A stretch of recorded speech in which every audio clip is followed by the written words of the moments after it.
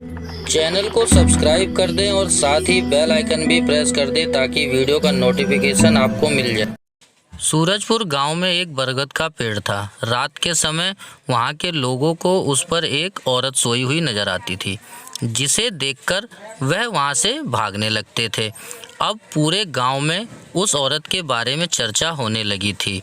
लोग बाग रात के समय अपने घरों से बाहर तक नहीं निकलते थे, लेकिन अब वह अपना गांव छोड़कर जाने लगे थे।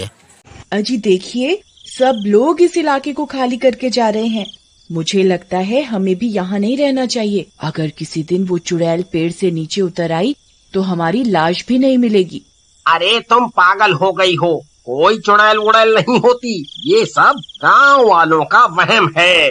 अजी आपका दिमाग तो खराब नहीं हो गया?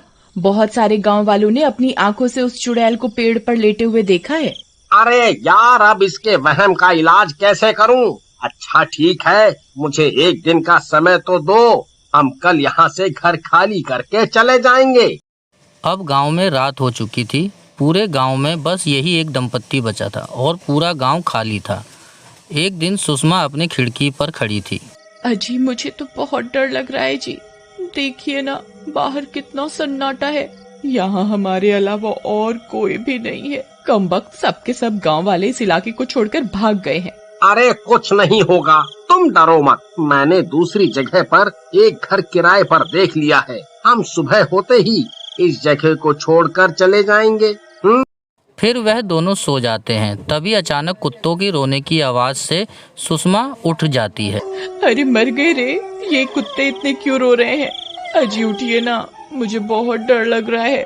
देखिए ना, गली के कुत्ते कितना रो रहे हैं। सब लोग कहते हैं कि कुत्ते चुड़ैल और आत्माओं को देख सकते हैं, तभी वो रोते हैं।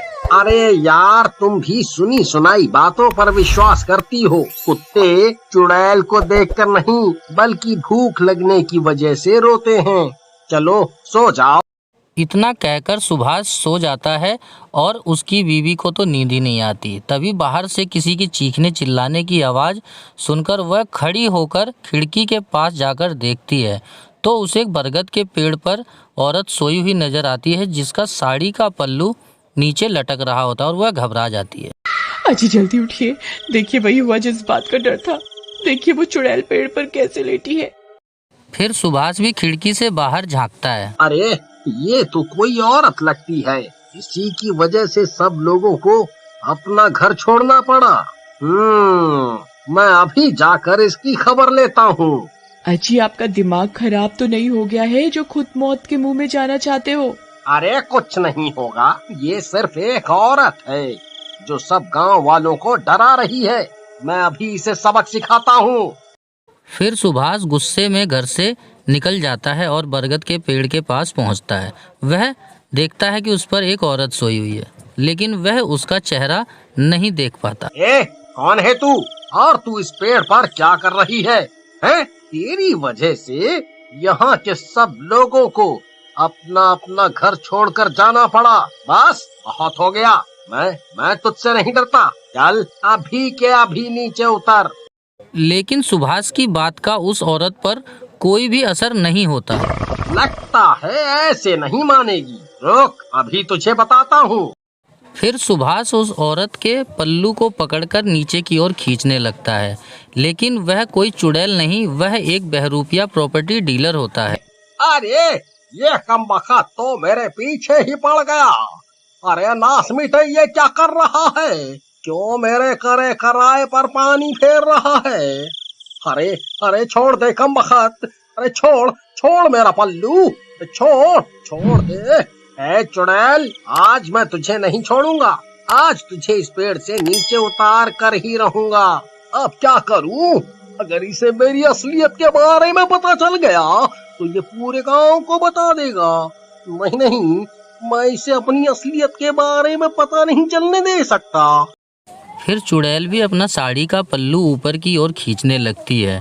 थोड़ी ही देर में वह सुभाष को भी ऊपर खींच लेती है, लेकिन सुभाष को ऊपर जाके सच्चाई का पता चलता है। अरे तू, ये कैसे हो सकता है?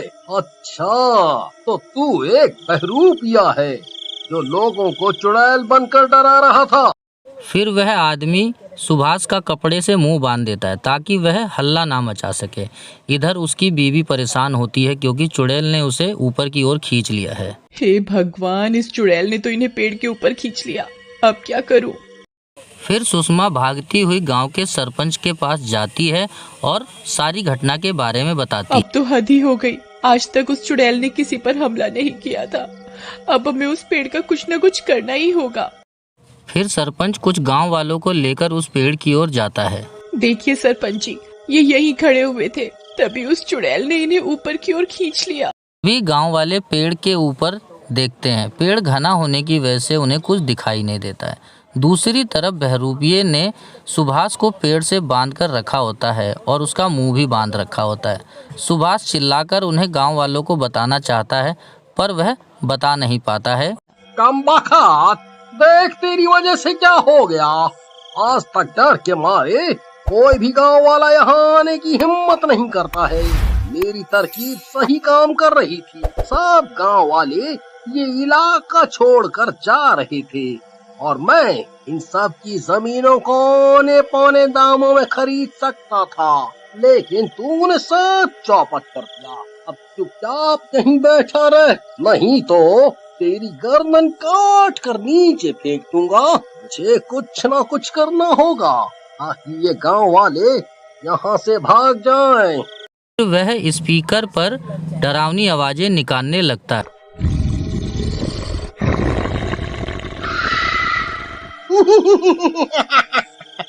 अरे मर गए रे सरपंच जी, लगता है वो चुड़ैल जाग गई है, तभी गुर्रा रही है। मुझे लगत है हमें यहाँ और नहीं रुकना चाहिए। चलो यहाँ से चलते हैं। नहीं, अब हम और डर डर के नहीं जी सकते। आज हम इस चुड़ैल को मजा चखा कर ही रहेंगे। भीमा, एक काम करो, इस पेड़ को आग के हवाले कर दो। ना रहेगा बांस, ना बजेगी बांसुरी। नहीं नहीं सरपंच जी, अगर आपने पेड़ पर आग लगवा दी तो मेरे पति का क्या होगा? बल्लू अब तक मर चुका होगा। उस चुड़ैल ने कब का उसे खा लिया होगा। उसके बचने की कोई उम्मीद नहीं है अब। अरे मर गए रे, ये कम बखत गाँव वाले तो इस पेड़ को आग के हवाले करना चाहते हैं। अब क्या करूं? तभी यह सुनकर सुभाष छटपटाने लगता है, लेकिन वह बहरूपिया उसका कपड़ा हटा देता है। अरे नास मिटे बहरूपिये, आज तू नहीं बचने वाला। आज तेरा पर्दा फाश होकर ही रहेगा। अरे भाई, मेरा पर्दा फाश तो तब करोगे जब जिंदा बचोगे। गाँव वाले इस पेड़ को आग के हवाले करने जा रहे हैं। तभी भीमा पेड़ में आग लगा देता है। अरे अरे अरे मर गया रे। अरे अरे कमबख्त, तो रुक जाओ। अरे अरे अरे मर गया रे। अरे अरे गाँव वालों रुक जाओ, यहाँ कोई चुड़ैल नहीं है। मैं तो सिर्फ चुड़ैल बनने का नाटक कर रहा था ताकि इनकी जमीनें कम दामों में खरीद सकूं। अरे मर गया जी। अरे अरे नास मिटो, जल्दी ये आग बुझाओ, नहीं तो हम नहीं बचने वाले। अरे अरे मर गया रे। उन दोनों की आवाज सुनकर गांव वाले घबराने लगते हैं। अरे लगता है यह तो सुभाष की आवाज है, लेकिन वह जिंदा कैसे है? सरपंच जी, ये इन्हीं की आवाज है, ये जिंदा है, जल्दी कुछ कीजिए ना। भीमा, यहाँ जरूर कुछ गड़बड़ है। जल्दी से इस आग को बुझाओ, हमें इस आग को रोकना होगा। गांव वाले सुभाष के घर से बाल्टी भर भर कर पानी लाने लगे और आग को बुझाने लगे। थोड़ी ही देर में आग बुझ गई।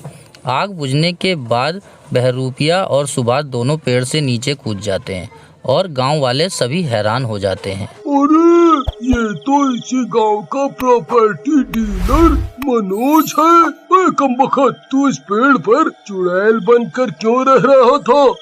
बोल। गाँव वालों, मुझे माफ कर दो, मैं लालच में आ गया था और यहाँ के लोगों को चुड़ैल का डर दिखाकर उनकी जमीनों को कम दामों में खरीदना चाहता था। मुझे माफ कर दो। फिर सरपंच उसको पुलिस के हवाले कर देता है और सभी गांव वाले खुशी खुशी अपने घर लौट जाते हैं।